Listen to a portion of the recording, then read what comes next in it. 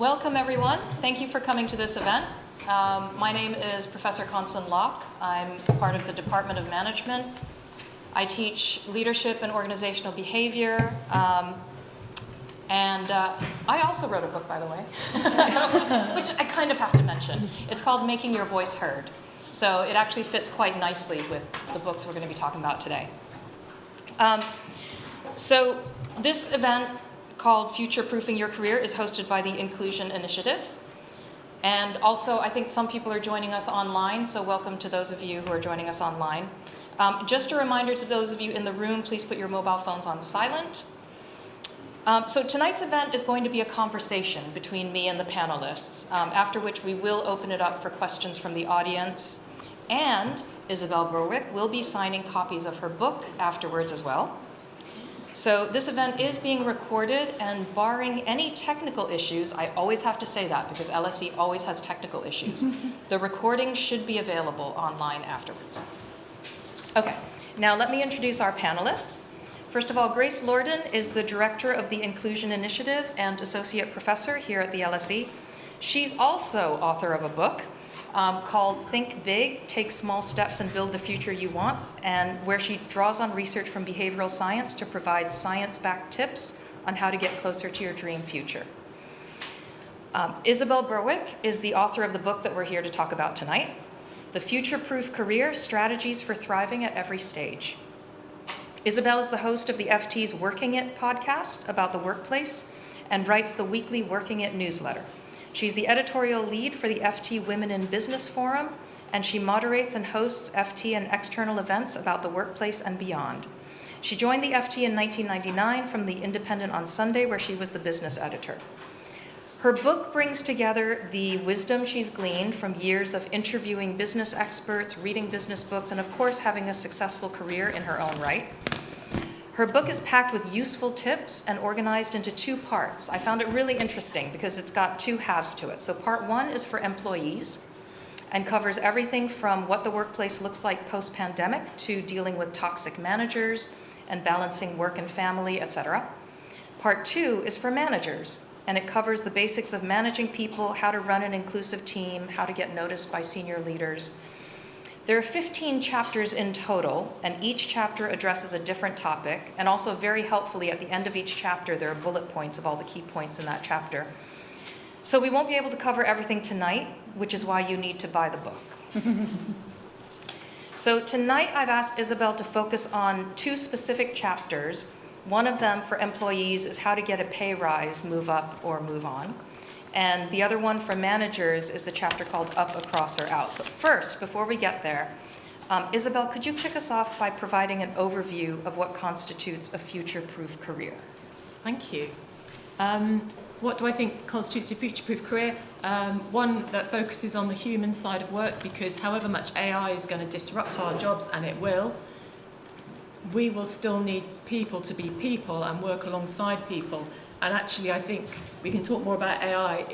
I think Grace knows more about AI than I do, but I think the message that came out through my book, and while I was writing it, actually, it developed, is the importance of getting on with people, of thinking about the things that we're bringing to the workplace as individuals and how we can best work with others, both for our team and for the objective of the organisation.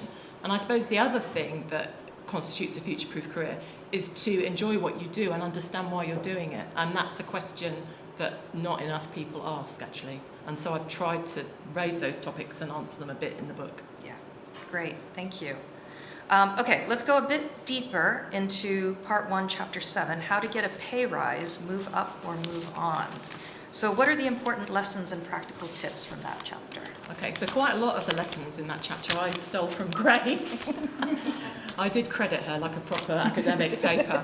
I think my big key takeaway I've learned for myself and from writing this book is to treat any pay negotiation as an adult-to-adult scenario. So too often we get trapped in dynamics where we feel we're the child and our boss or the person making the pay decision is an adult. And that infantilizes us. We get nervous. We have a perfect right to ask for more money.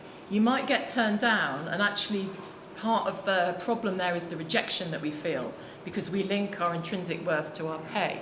And so I'd say the first key is to decouple your sense of worth from what you're paid. And of course, that's dependent on what you go into.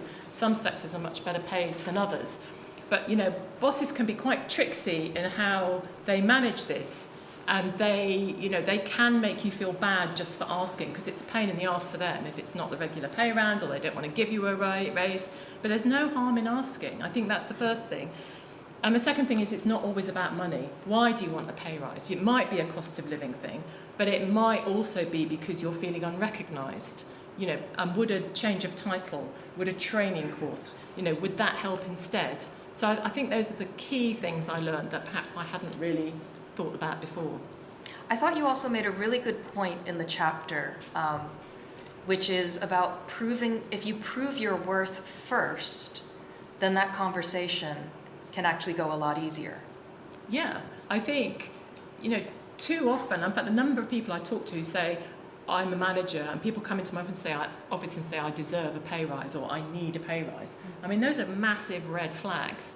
And so if you're doing the good work, that's the absolute bedrock for it. But do not expect to be rewarded without asking. That is you will know this, that's a common problem that particularly women make. If I sit here and work really hard and I'm really good, someone's going to notice me and give me a pay rise. Yeah.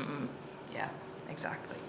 So, Grace, can I ask you to add anything you want to this topic? I understand you did some research on pay rises. Yeah, I find it super interesting. So the research tells us, as Isabel says, you should definitely ask and you should buffer yourself from rejection, but most people don't ask a second time if they've been rejected. But those who do go back a second time have a near 1 chance of actually being successful. So there seems to be something in the signal of you asking that causes somebody to say, okay, Grace is expecting a pay rise. So when you go in, not the next day, but a few months later, and you ask again, the second time, if you can get over the rejection, you're much more likely to be successful. I think for me, if you're working in a place where you think you're underpaid, really focusing on transparency is really important. So if you are rejected, asking, okay, what is it exactly that I have to do in order to get the next pay rise? So organisations where there's a much more transparency around pay tend to have happier and more satisfied workers with their pay, unsurprisingly. But even if you're working in a place where that isn't there, you can ask for that transparency. So thinking about, okay, I'm going to come back in a year. Within a year, what are the things that you would like me to do? And then make sure that you've actually done those things.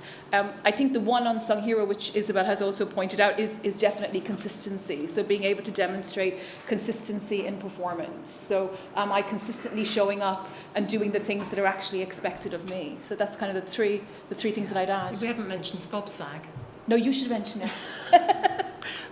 I think, did you come up with this, Grace? Yes, I did. Grace wrote an article for me in the FT, which I think is one of the most read articles I've ever published. It went really viral. And in it, it was called How to Get a Pay Rise, and the editor of the FT was really quite grumpy about it, because we all read it. And in it, Grace brings the acronym FOBSAG, which is fear of being seen as greedy. Yeah. Which is a massive barrier. So I'm always talking about FOBSAG, so thank you for bringing that to us, Grace. Yeah, so people worry a lot about how they're going to be seen when they actually ask for money. So when I was trying to write that out, it took me such a long time to write the paragraph. We gave it the name FOBSAG. I'd forgotten. That's great. I love that. I think also a key thing about asking for a pay rise is you don't just go in and say, I want a pay rise. There's a rationale behind it. Like, this is the value that I'm bringing that deserves the pay rise, to make it easier for them to give it to you.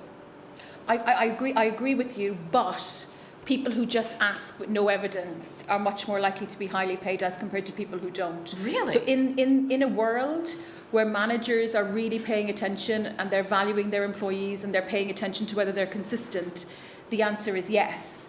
But if you're in a world where you're rushed and you're a manager and you have somebody who just keeps asking you for a pay rise, the odds of you actually giving it to them rather than rewarding the person who's quietly been consistent actually go in the first person's favour. So is there a gender difference? Yes. So much more likely to be bestowed on men as compared to women. Mm-hmm. Yeah, because women who ask too much, that can actually work against them. Absolutely. Yeah. Absolutely. So it's and this is why I think for women transparency is their friend. So if rejected, say, okay, what exactly do I have to do in order to get to the next stage? Yeah, interesting. Thank you. Okay, and the other chapter that I thought would be interesting to all of you is the one on managers called Up, Across, or Out, which basically talks about career progression. So what are the important messages from that chapter? So it doesn't have to be progression. So I think the idea of the linear career like this is a graph that was made in the mid-20th century, and it reflects the careers of a lot of white men in professional jobs, and actually careers now don't look like that. And I think that there's been a gap actually in us coming to terms with that. You know, we still feel a bit upset or worried if we take a secondment or we take a sideways move. But actually in a world where skills are developing really quickly, a sideways move might be exactly the move you need to make to get new skills.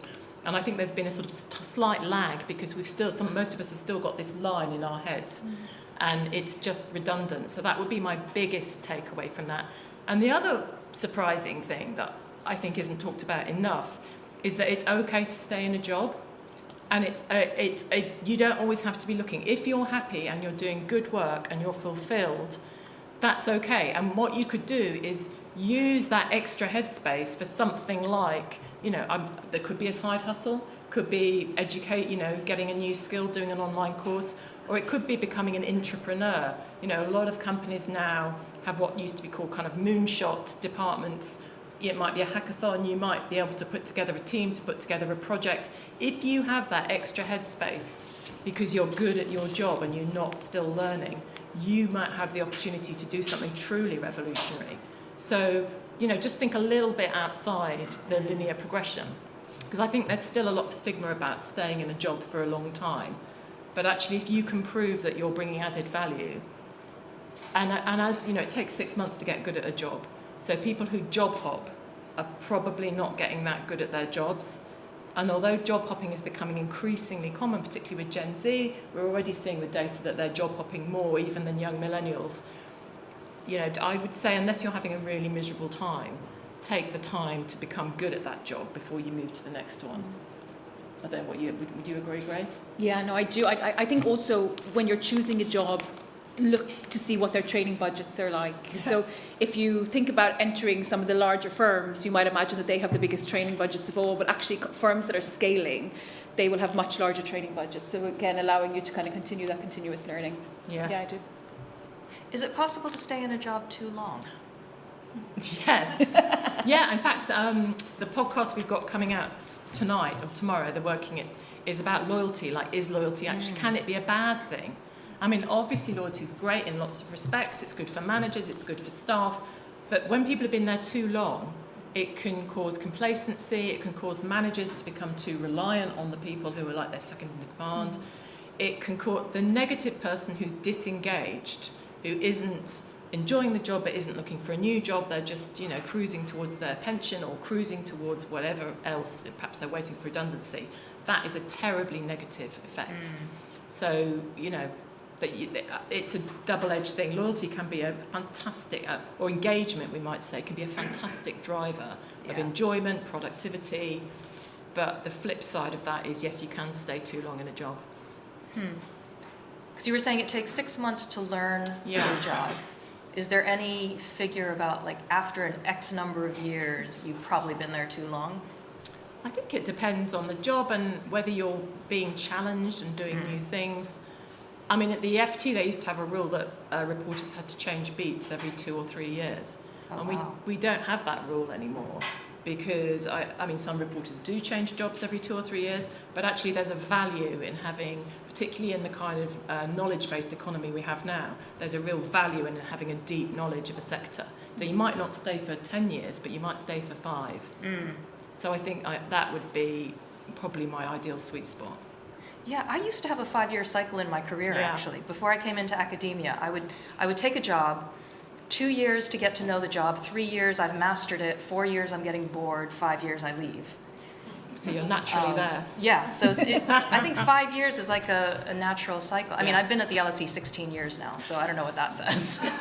No, it's still interesting. The job keeps changing. I think that's what's different about it. That's what keeps us fresh, not the job title, but the content. Yeah, great. Okay, so I wanted, since this is called there's the word future in the event. I wanted to talk about the future of careers. So in the future, the workplace is likely to include hybrid working. A lot of workplaces already include it. And of course, more AI, more technology. Grace, what advice would you give our audience about how to excel in the future workplace? Well, I mean, stay technologically savvy is the obvious piece of advice. But I think there's kind of three things that come out about the future of work aside from just being able to master the technology. The first we've already covered, so consistency. So being able to demonstrate that you're consistent, even if you're in the hybrid work environment. The second is continuous learning. We did some research that looked at skills and the price the companies are willing to pay for skills and how that's been evolving. And I think two kind of main messages came out of the skills research. The first was there's no kind of fixed skills that companies are rewarding, so they're constantly being able to, embracing that you have to update your skills becomes really important. And also, which most of you will know in the room, that soft skills in the future of work are becoming much more important. So artificial intelligence can kind of mimic tasks that are routinized very, very well now. They're going to be able to mimic tasks that humans have done that aren't routinized. Well, ChatGPT can do it a little bit, but much more in the future. But soft skills become really important. And I think for me then that kind of leads us to the third thing. So there's a big literature on success and kind of what determines individual successes. And for a lot of people, when we look at the big moments in their career, they talk about being in the right place at the right time or getting lucky. So that might allow you to conclude actually that you need to be involved in randomness. But actually, if you trace that moment in the person's career, and you look backwards, it often comes about from somebody who they actually knew. So somebody who they spent time with, somebody who was in their network, somebody who they were connected with. So I think the value of networks, the premium of them has become even more important now in the hybrid work setting. So kind of thinking about how you can actually continue to cultivate your network if you are fully remote, and how you can get the most value of coming into the office if you are in a hybrid setting. How would you build your network? Say you've just joined a new job, you're fully remote. What would you do to connect? Well, I think the first thing is realize that it's going to be slow. So I don't know how many requests I get every week on LinkedIn for people asking me to do things from them who I don't even know, or I might have met kind of in one night, and things that would be a huge tax on my time and also would be a big effort for me. But if I've known the person for a long time, and if I've kind of seen them, on a number of occasions, even if they're a soft tie, and that's really interesting, so even if they're kind of a weak connection to me, I'm much more likely to do it. So I think when you join a new job, it's really kind of recognizing there's going to be an investment in building a network, and taking that in a very, very strategic way. So kind of, once a week, making sure that you're meeting somebody who's outside your own network, who might be able to not just help you, who you might be also able to help on the journey, and building your network that way. So realizing that this is an investment just like a pension, actually. So inviting people for a virtual coffee or something like that. So for virtual coffee, one-on-one Zoom, if you're in a remote setting, is a very, very effective way to network. A lot of organizations that I know now, which I really love, do something called meeting roulette, where once a week or once a month you can subscribe to meet a random colleague, and that's a really kind of cool way in which to expand your network. For me, I like the idea of people going into an organization and seeing people who are doing jobs that they would like to do in 5 years' time, and really investing in meeting them and understanding the tasks that they do on a day-to-day basis and how they can actually get experience in those tasks. And I know from both the literature and anecdotal evidence that I have from companies that if you meet somebody who's doing a job like you, not only are you much more likely to get it, but you're much more likely to get experience earlier than if you haven't made that connection. So say you join a job in a hybrid working environment where you're partially at home and partially in the office. Would you advise a new person to spend more time in the office at the start of that job? I don't think that's necessary. I think what's necessary is to really maximize the time that you have in the office. So when you're in the office, pay attention to getting there early so you can meet people for early coffee or breakfast, which tends to be something that's quite appealing for people rather than asking them to stay after hours. Make sure that you have a couple of coffee meets set up, and then when you're at home, you can work on your deep tasks. Yeah. Okay. Anything to add? Yeah, I think going into the workplace, if there is one, is really valuable, if only because we're all subject to, the bias that favours the people who are right in front of us. And I think during lockdown there was a lot to be gained by some people going into the office, just getting in the boss's sightline. And the unfortunate truth is that quite a lot of CEOs and senior leaders are people who like people to have their bums on seat in the office. They like to see the people in front of them. We're hardwired to trust the people we can see, and overcoming that's really hard. And it's actually a very difficult thing to talk about because we have to be fair. There are a lot of people who don't want to come into the office. There are a lot of people who have personal reasons. They may prefer to be at home. They may have visible or invisible disabilities. They may be from a minority group. All of these are very valid reasons for not coming into the office if you don't feel comfortable there. And I think in a fair employment environment, everyone should have the right opportunities to advance. But a lot of workplaces are not fair. And I think we have to be realistic about that. So if you do have it in you to get to the office sometimes, early, as Grace says, the early bird catches the boss making the coffee.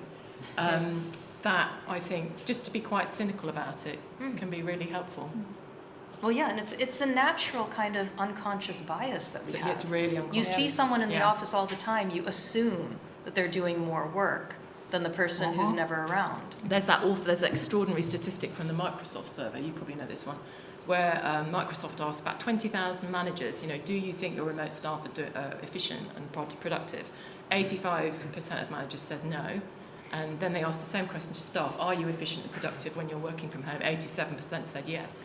So there's a huge gap between what managers think and what the staff think in terms of trust. I mean, that's the really big issue, I think, and that's going to be a massive thing in the workplace. I think workplace surveillance is going to be huge. But is this, so for me, is this a problem with managers? So because when I think about the time that we waste in the workplace, I think it does come down to a lack of trust. So these one-on-one check-in meetings that managers do with people once a week, once every 2 weeks, and they insist that they're in their diary, and very often there's nothing to talk about. I wonder if it needs to be that managers need to grow their trust in people to give them autonomy rather than us going back into the way it was pre-COVID. Yeah, I mean, I'm not against the check-in meeting if it's a kind of well-being check-in. Yeah. But it's very difficult to disentangle that from productivity, isn't it? And I think a lot of companies are encouraging managers to check in, but they're using well-being as as the reason. But I think underlying that there is a trust thing. So I think we have to. I think if you're a manager, you have to be very explicit about why you're having the check-in. Yeah. And I think the trust thing is still evolving. I'm really interested to see where it goes, actually. Yeah. But I also think we can't ask people to trust people for no reason. Like, you have to know that this person is delivering and will deliver on time. So there have to be clear deliverables. I'm not averse to the check-in meetings. I think check-in meetings can make a lot of sense. If there are certain deliverables and you're expecting something, deliver it. And that means I leave you alone the rest of the week. I'm not micromanaging. So I could see some benefit to that. And maybe for someone who's working remotely, if you know you have the weekly check-in, you know your boss will just leave you alone the rest of the week. And as long as you're delivering, over time, they'll trust you. But I think one of the extraordinary kind of byproducts of modern work is what they call sort of, performance, performance theatre. Yes. So performing work, which is, I'm on Slack, I'm here, I'm performing these tasks for the manager. And that's become, I think hybrid work has really facilitated performance of work, or cosplaying work, as some people call it, or LARPing work. It becomes a game where you're presenting as a character who's playing the work game, but how much actual work is getting done? I mean, ultimately, I think that's an issue with hybrid that we haven't really solved yet. Yeah, no, absolutely. And with AI, how much do you think that's going to change the workplace, say in the next 5-10 years? I mean, I've heard people say technology will not necessarily replace a whole job, but it'll change the nature of the job by replacing part of it. Yeah, so I think there's some evidence to suggest that the jobs that are most in jeopardy are the entry-level jobs, the graduate-type program jobs. So if you think about the type of tasks that can be replaced for lawyers, for accountants, for other professionals, they're the ones that would typically be done by entrants as they shadowed the boss as they went around. And I think what that means for us here in universities, and what it also means for big corporations, is that they need to think about how will they actually onboard people into companies in the absence of those tasks now being reasonably done by technology. So a lot of imagination has to go around there. I think also that there are jobs where big components of the tasks that they will do will just become more efficient. So what you'll see within, again, the kind of professional type careers is that you'll get kind of mega earners within those careers and some job loss as well. So the shares of jobs, the numbers of jobs that we'll hold will be less, but the people who manage to be in those professional careers will have great gains. And I think the third part is that there's going to be jobs that we can't even imagine yet. And that kind of comes down to thinking about, continuous learning, adaptability, being able to pivot, being able to move to other occupations, as Isabel has talked about, even that we have to do now becomes really, really important. So I'm optimistic about the AI revolution with a but. And the but really relies on policymakers putting in place ways to capture the rents from these technologies so that the people who are displaced will be able to be upskilled, be able to be given a minimum income, and that they will ultimately be taken care of. And I think we're not there yet. That but hasn't been satisfied. So for me, I think it's a good news story once we have the right policymakers to make sure that the people who are left behind, or the people who are displaced, don't ultimately end up being left behind. Yeah. And the bottom line is build those soft skills. The communication skills, and networks. The networking, the relationship skills, because those can't be replaced by technology. Absolutely. Yeah. Anything to add to that, Isabel? Yeah, I think this idea of AI as a co-pilot, which is, I think that's what Microsoft calls it. That's, and I went to a big dinner with a lot of people working in AI in companies already, and they were saying, it is think about the Alexa in the kitchen. You're already embedding AI in your life without really thinking about it. So they're expecting a relatively seamless embedding. So I think Google's rolled out the Meets. We don't use it at the FT yet, but I think some people are piloting it where, the AI will summarize your meeting and send you the notes immediately, and you don't have to go to the meeting. You can just be alerted to the action points that have been assigned to you. So I think there's a management issue there. So if managers stop going to meetings, people are going to get really annoyed, pissed off. Because my meeting's not important enough, you've sent the bot. So I think that's a future of work issue that's going to be coming down the pipe anytime soon. So all of these things are really interesting, but I think what Grace says is absolutely right. And I also think that a lot of jobs, and somebody said this phrase to me the other week, machine minding. A lot of jobs will be machine minding, particularly what used to be called blue collar jobs. So you will be standing, making sure the machine or the software runs correctly. So what are you doing while that happens? Are you making, are you talking to your friends? Are you focusing totally on the machine? It opens up an idea of more human connection at all levels of the workforce. And I think that's what professional services are really hoping for, is more time for intellectual development, client work. I mean, it might be utopian. I mean, the doomers are onto something. Yeah. But I just really don't know which way it's going to go. Yeah. Great. I think we can open it up to questions now. Are there any questions in the audience? And online as well, please submit your questions. So, yes. So, thank you for taking the time to speak with us today. You mentioned that one of the things that we should be investing in is soft skills, right? But in this age of social media where everything is online, now I find that future generations, it's harder for them to interact. So I mean, have you seen any research on terms of how future generations can build these soft skills, or any research that is backing up that social media is really having an adverse impact on soft skills in the workplace or just in daily life? Have you seen research on that, Grace? So the answer to the second part is yes. So people who spend more time engaged with technology, including social media, are much more likely to have not just weaker networks, but also weaker social ties.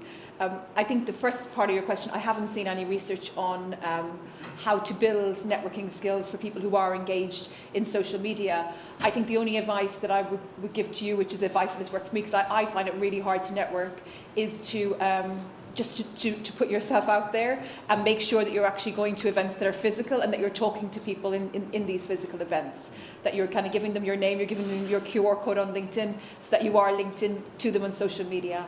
But yes, it really is just just making sure that you have time for kind of these kind of physical events, and the one-on-one Zoom meetings as well have been shown, or whatever technology, have been shown to be quite effective if you want to if you want to network online. So some of the big four, I think, have already putting in place training for their grad trainees in, how to run a meeting, how to network, because I think you're right, and it's not just social media, it's COVID.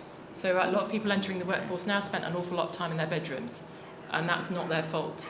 So I think, but there's also a piece here about, do we bring the culture of the organisation, do we impose that on our younger staff, or do we learn from them? So, there's a lot I can learn, and my cohort in Gen X can learn, and even the, boomers who are still in the workforce can learn from younger people coming in. They are much more agile in terms of electronic communication internally in workplaces. So there's been a big shift from, I always like to send an email, but I would say all of the millennial and Gen Z stuff we have, we're all on Slack. So there's that shift will come. You're all laughing on the front row. Do you love Slack? So that shift will come.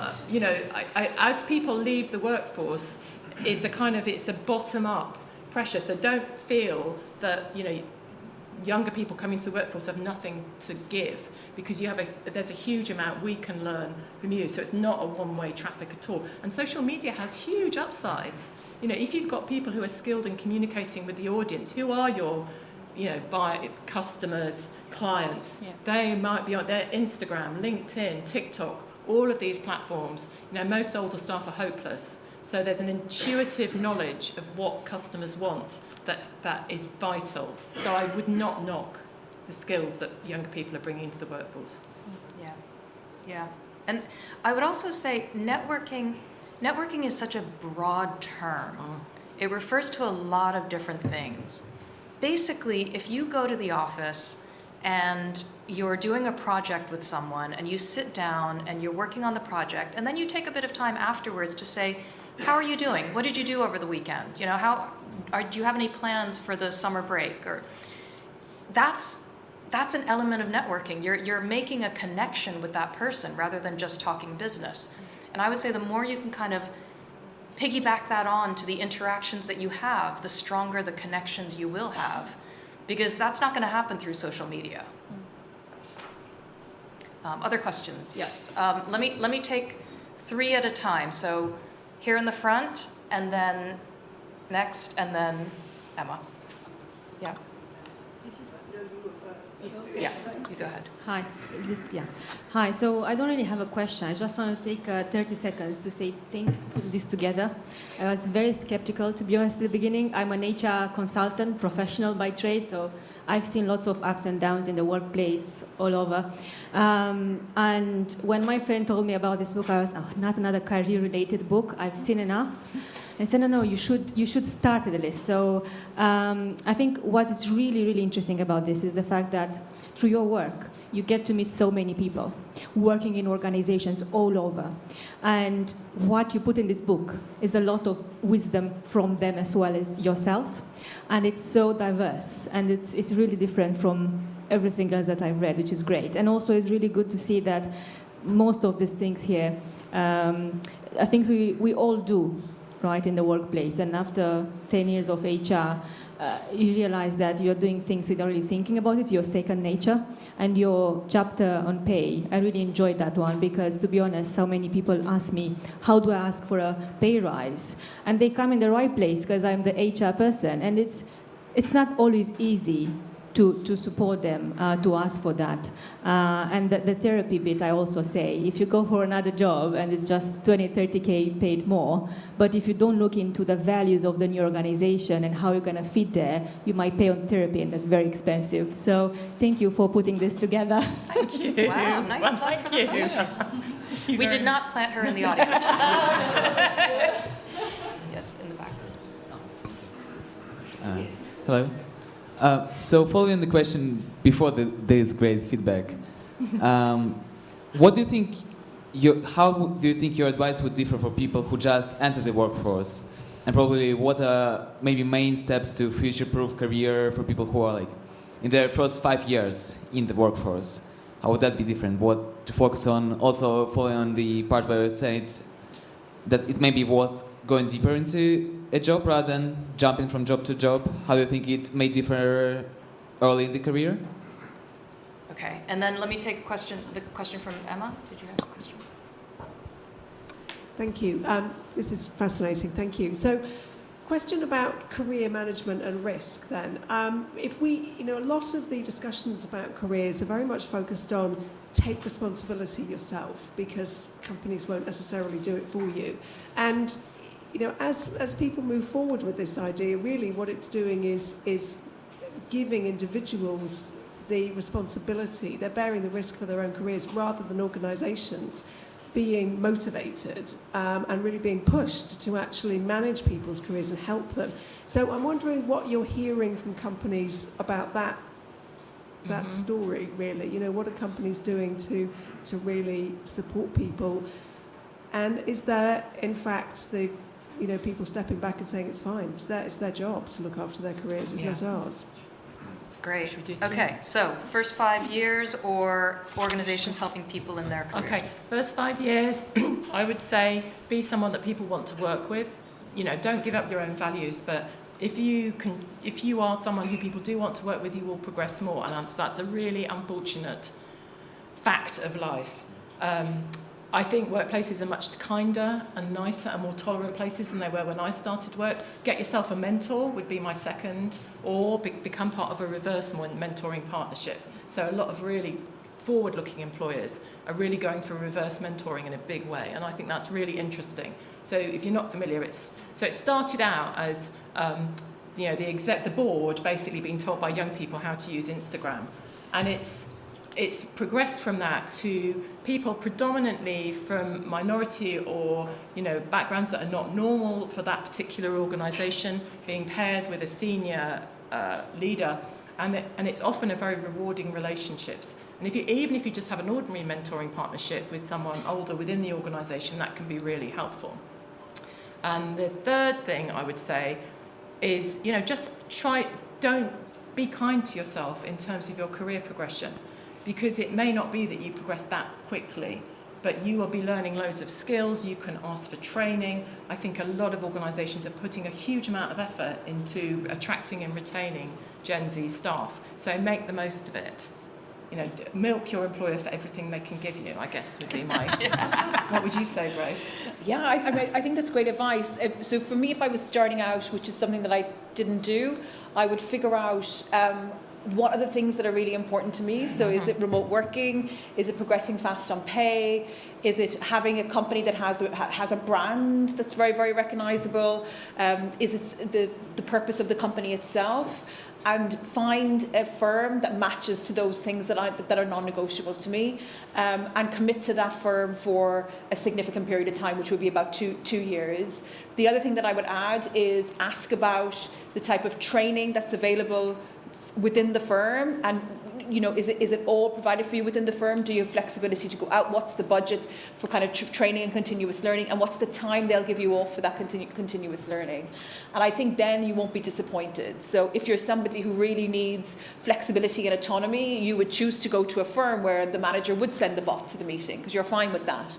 But if you're somebody who really wants to shadow senior folk, you should go to a firm that has a presenteeism culture, because that's going to give you what you want. So really figuring out what are your non-negotiables. Can I say something about friends? Yeah, please. So actually, I do talk about it in the book, and it's not really talked about enough. If you have a friend at work, you're much more likely to be happier, you'll be much more engaged. And if you have a best friend at work, it's even better. So it's good for employers, for us all, to have friends at work, but it's actually good for our mental health, it's good for our productivity, and particularly in that early part of your career when you have quite a lot of freedom in your personal life to socialise. If you find a place where you get on with your colleagues, those can be lifelong friendships, and I don't think that's really talked about enough. Yeah, I think that's critical. There's also a podcast I would recommend, by the way, called Deep Questions by Cal Newport. Cal Newport's written a lot of really interesting books, but he talks about lifestyle-centered career planning, which I think is an interesting concept. Organizations helping people in their careers. What do you want to say about that? So essentially, I think your question was about the balance between individual responsibility and organisational responsibility. Well, this is huge. I mean, I've got a real bee in my bonnet about resilience and the BS that is resilience training. And, that as many of us know, a lot of organisations put on resilience training. What does that mean? It's telling you to do more work, basically. Your workloads are manageable, you burn out. That's on them, but they make it on you. So I'm extremely suspicious of organisational lack of respect for people's autonomy and their boundaries and the amount of work that a human can manage. I think people have woken up to this, and I think it's less easy for employers to get away with complete abdication of responsibility towards their staff. So I think things are changing. And I think with the whole wellness narrative that's happening, everyone's aware of where their boundaries should be. This is too much work, actually. And when you talk about, and were you talking about career risks, sort of taking risks in our careers, or were you talking more about us shouldering the burden of the organisational, the dysfunctional organisation? I mean, if you choose a corporate career, to a certain extent, there is a level of dysfunction you have to accept, but you have to find the place where you're happy, the balance between that, progressing and that driving you mad. So I think we're at a really interesting point, actually. I think people are really refusing to take on, and again, that's driven by young people. They're saying, I'm not going to take on this extra task you've asked me to do at 5 o'clock on a Friday. You can see it on TikTok. There's some, brilliant, my manager approaches me at 5 on a Friday, and they'll just go, no. So, good on, hooray. Actually. That's great. Yeah. That's great. Online, do we have some questions? Yeah. We have lots of interesting questions online. I'll ask the first one, which is, what do you see is the role of major media houses in dealing with toxic work environment? What do I see? What is the role of major media houses in dealing with toxic work environments? Major media houses? What, in our work environments are toxic, or you mean in terms of I guess in terms of talking about it? Yeah. What's the role? I mean, I don't know. I think we do our bit at the FT to talk about how to overcome a bad workplace. I think we all have it's useful for all of us to do an audit of our workplaces and decide how they sit. Do they sit well with us? Do they sit well generally? Are they doing work that you consider has purpose? Quite often the organisation will be amazing, but your experience of it may be toxic because you have a bad manager. And I think over and over again, the conversations I have on the podcast, the conversations I have in Chatham House meetings where it's off the record, it's all about management. Because if you've got a bad manager or you don't get on with them, it will colour everything about your experience internally. And that can become a toxic workplace, even if the overall organisation is doing incredible things. Mm-hmm. I don't know, would you agree, Grace? I think management is absolutely critical.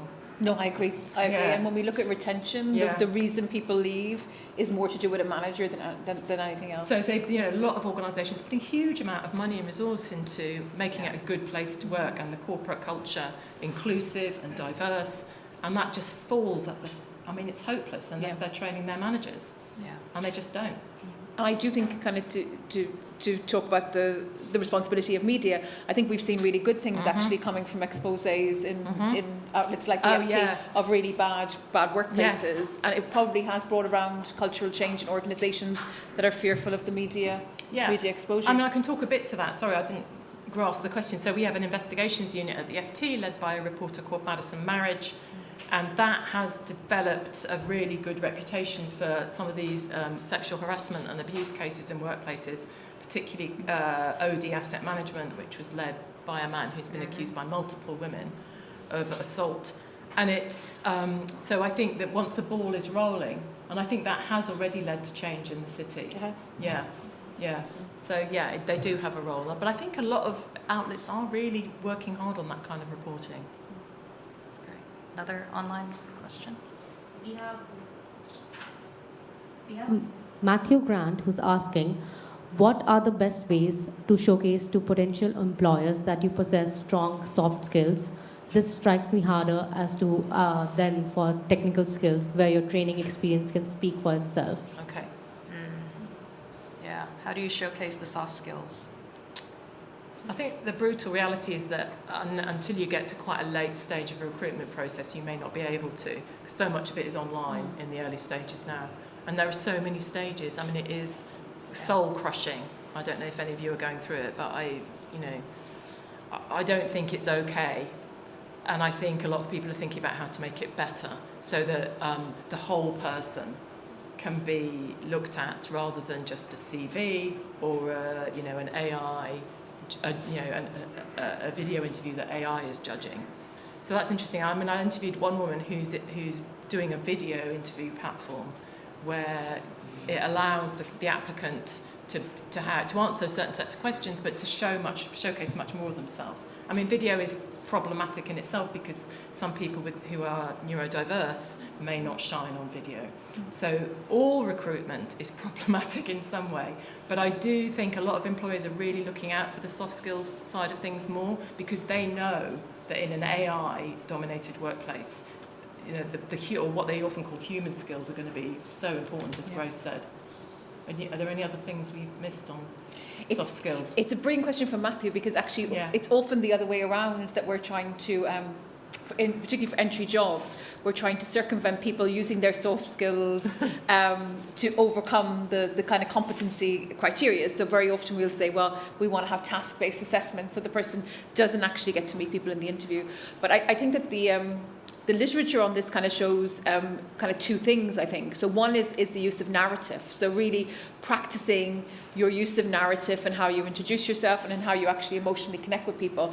And the second is try and make somebody laugh in the interview. So there's really good evidence to show that if you make people laugh, you're much more likely to get the job. So again, kind of thinking about how you can actually tip the odds in your favor in a way that's unfair, but nonetheless, if it's a job that you really want, those are kind of the two things that come to my mind. Unless you're working cross-culturally, in which case be careful. Humor doesn't work across cultures.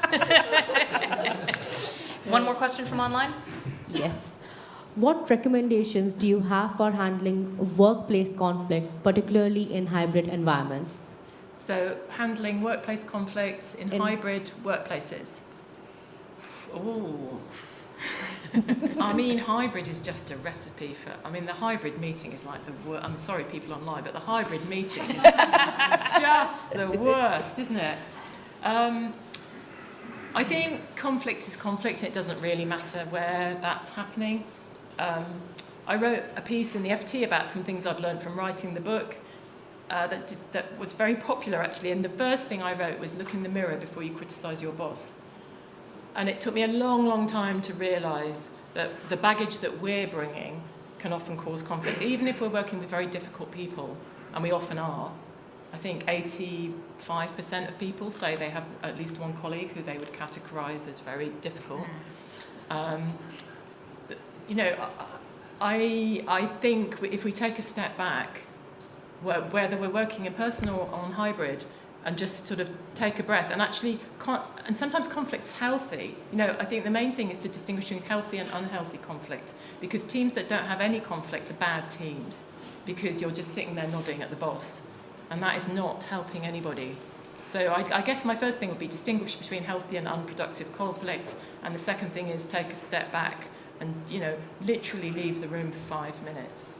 Is a tip I picked up far too late in my career, having sobbed, shouted, or sulked through.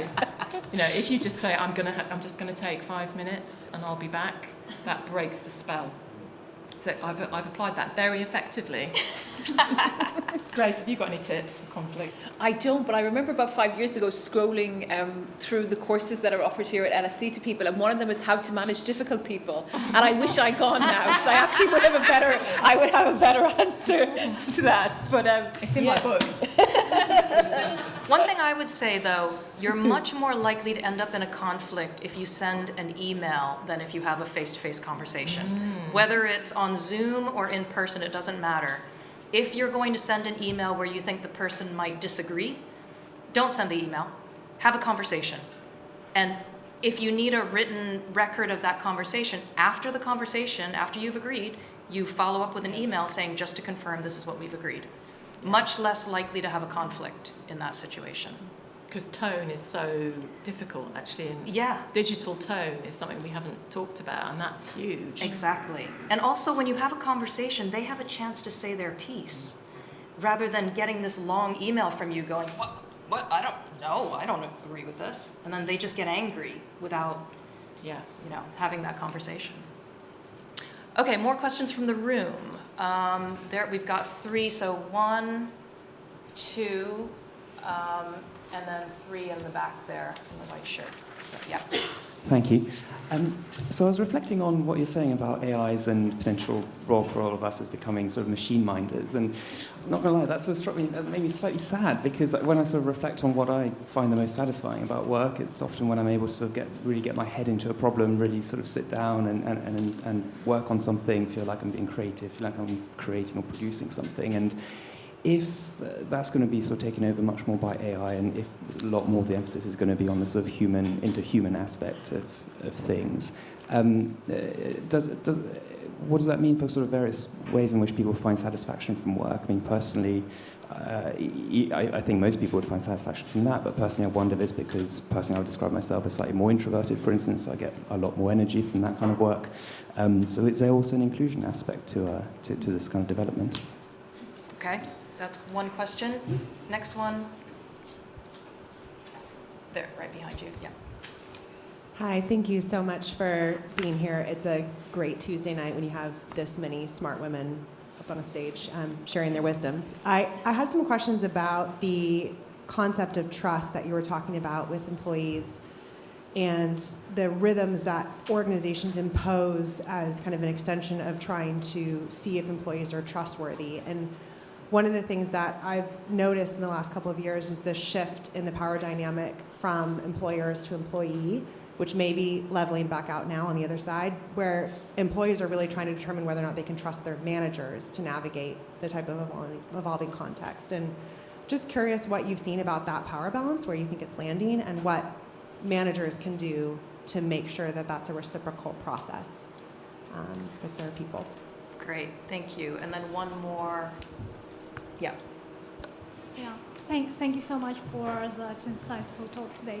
I want to ask about layoffs because I'm seeking for some sort of advice because starting this year, I faced a lot of my colleagues faced with layoffs in the video game industry. So my question is, do you have any, any advice how to build career in the area where you know that they will refuse you with AI, for example, for video production or with new managers? So any advice? Is it better to change your path and choose just different way, or is it any insight how to rise in the situation like that? Thank you. Did you catch that? So, yeah. So the responding to layoffs and Yeah. threatened Okay. jobs. Yeah. Okay, so we've got 3 questions. Which one do you want to take, any of them or all 3 of them? Yeah, I think I'll take the one on trust. I think the trust between employees and managers. So I think that so for me, I don't like the natural rhythm that is imposed by organizations. So the kind of the one-to-one meetings that happen at a very specific time. I like it when the one-to-one meetings happen when they need to happen, and that there's trust both ways for the manager or the employee to call those meetings and it both to be there. But I think the one thing that I can kind of say to the question you asked about what do we know about the employee-manager trust relationship, we've started to do some research in generations here. So myself, my colleague Daniel Jollis and Teresa Almeida, who's sitting in the front, and that research looks at how different managers of generations interact with each other. And what's been really interesting is that we demonstrated when we think about productivity and how people self-assess their own productivity, the older the manager is, the less likely they are to declare themselves productive.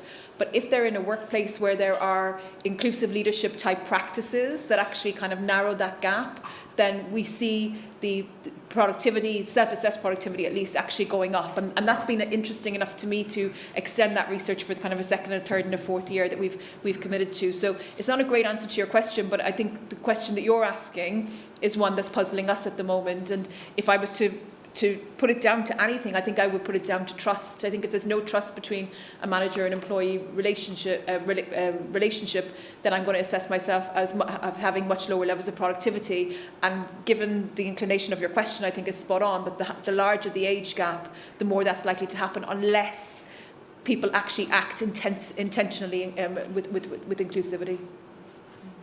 So there's a couple of AI questions there. I think your question was really about satisfaction in work, and is that going to be eroded by AI? potentially, but I'm actually quite optimistic that AI might allow us to have better connections at work, better friendships, better client relationships, and it might give us time for, reading around our subject. It might free us. We're very bad at what Linda Grattan at London Business School calls effective forecasting when it comes to work. We think that having a meeting is going to be more productive than having a coffee with a colleague. But actually, a coffee with a colleague is a better investment of your time often than another crappy meeting. So AI may free us in ways that we can't even imagine at the moment. I mean, bad luck if you don't like your colleagues or you hate your work, but actually it might give you... I interviewed a guy once who read a book for 2 years at work because he'd been, he had literally nothing to do. He worked for a huge organisation, they were forgotten he was there. So, and he had a lovely time. I think he did an MBA while he was... So, at one end, there's something really optimistic there. What to do the threat of AI and the huge layoffs we've seen in the tech industry, I think, are going to continue as they remodel themselves. Probably, I think organisational structure is going to change. So the flattening of organisations, the hollowing out of middle management is going to continue. And I think that's quite sad, actually, because middle managers are hugely important. They're a sandwich between the messaging from the top and the push from the bottom of more activist, younger employees. So I think lay off large swathes of people at your peril in an AI-driven world. So I've heard of companies where they're bringing people back, having laid off too many. Maybe you do have to change course if you're in a sector that has a limited life expectancy in an AI-driven world. But a lot of people already know what those sectors are. I probably work in one, but I am optimistic that people will always want well-produced and impartial news. So I choose to believe that, often with these things we get to an extreme point and then we come back to a middle point. I hope I'm right, but, that would be my hope for you. Yeah. Well, considering the problems we've seen with AI, where AI just hallucinates, makes up stuff. Yeah. Yeah, that's crazy. Yeah. Should we take one or two more from online and then finish up with that? So we have someone asking, what can be done to menopause-proof a career that is being able to rebound in terms of scope and salary following any need to take a step back for a few years to manage symptoms? So what can you do? So you've been off or you've taken a step back for long-term sickness? Menopause, for menopause specifically, to manage the symptoms. So I think this issue of later life careers, particularly around menopause, but also ageing more generally, is huge, actually. And I think in the next 5 years, it's already revolutionised. My inbox is absolutely, I can't tell you how many emails I get, and you probably do too, from organisations telling me about their amazing menopause policy, which often is, we've got a fan, and we meet in the canteen on a Tuesday and have a coffee and a biscuit, and I'm just, okay. But there are some amazing, I think the need, more broadly, the needs of older workers and what they bring is something that I think is a conversation that is just starting. And I'm really pleased, obviously I am old, so I'm really pleased about that. But I think the jargon term is ROE, return on experience. So instead of ROI, and a lot of employers are starting to think about that. So if someone has taken a step back because of severe menopause symptoms, I really hope that they can get back in a way that perhaps wouldn't have been possible even 2 years ago, because a lot more people are a lot more understanding about, and it's not just menopause, it's caring responsibilities. A lot of people have long COVID and people aren't talking about that, but it's very much present in a lot of workplaces. So all of the long-term things that allow us to work, but perhaps work with flexibility built in, have been helped by the pandemic, I think. Yeah. I don't know if you would agree. Definitely. No, I do. Yeah. I agree. I mean, I'm hoping that we'll get to a stage, given that people work much longer than they did 20 years ago, that whatever the reason you're taking a time out, whether it's for menopause or whether it's for illness or caring responsibilities, or whether you just want to go surfing and go around the world for a year, that will be okay with employers. Yeah. And I think that there's enough employers who are getting that people of all ages want to take time off. It's not just at specific times in life, that then we don't have these labels on people when they do take time off. So I think we should wrap up now. Sure. Any final words from either of you? No, Isabel will be signing her book outside. Yes. So if you have it with you or you would like to buy it, please do go do that. Yeah. So if you could just stay seated for a few minutes while Isabel Runs. makes her way out there, so she's not. So she gets herself set up. Thank you all for coming to this event. Thank you very much. Thank you.